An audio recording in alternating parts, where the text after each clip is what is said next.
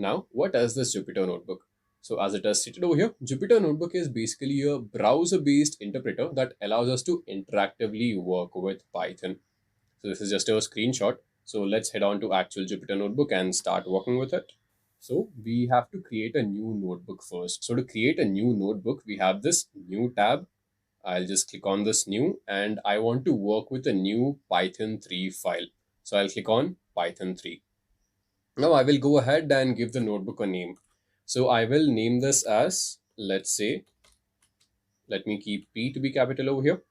So I will name this as Python for non-programmers. So I have successfully given this a name. Now let's look at all of these tabs over here. So let me click on File. So if you want to create another new notebook, click on this, click on Python 3. So you have a new notebook over here.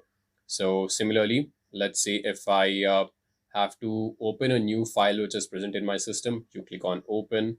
Then you can save this file, rename this file. You can save in checkpoint. If you want to save this, so you have all of these options over here. So normally we save these Jupyter notebooks as .ipynb files. So I'll just click on this. And as you see over here, the download has started. Now let me go to the edit. So this part, what you see, this is actually known as a cell. So with the help of this edit tab, you can cut cell, copy, paste, delete, split, and merge. So you've got all of these different operations over here. Then you got the view tab, right? So you've got these toggle options. You can toggle the header, you can toggle the toolbar. And then you've got inserts. You can either insert a cell above it or you can either insert a cell below this, right? It's as simple as that, right? So if you want to run a cell, then you have all of these options. And then we've got something known as a kernel. So you can consider the kernel to be basically the executor of the program. So you write your code over here, but the question is, how will the code be executed? So this is where the kernel comes in. This is what will execute your program, right? So these are the different operations which you've got over here, right? So also if you need any help, then you got all of these.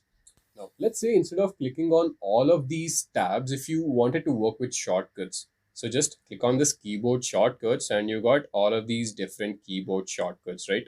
So just look at these keyboard shortcuts and you can use them. So let's go ahead and write our first Python program.